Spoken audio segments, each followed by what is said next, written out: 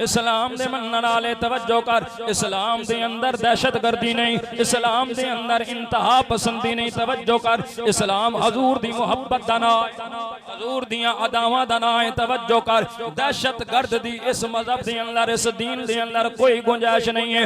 हजूर दे गुलाम दहशतगर्द नहीं है, हजूर दे गुलाम बारूद वाले नहीं, हजूर दे गुलाम दरूद वाले।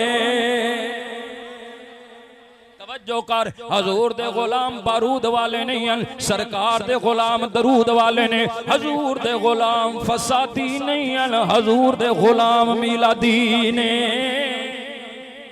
फसाद फैलावन वाले नहीं हैं, मिलाद मनावन वाले ने। तवज्जो कर, मैं अर्ज कर रब्बे कायनात ने फरमाया, लोगो मेरे नजदीक जेड़ा दीन पसंद है वो दीने अल्लाह दा पसंदीदा दीने इस्लाम। लिहाजा इस दीन में कोई बदमाशी की गुंजाइश नहीं है, दहशतगर्दी की गुंजाइश नहीं है। अल्लाह दा प्यारा दीन है, अल्लाह दा पसंदीदा दीन है।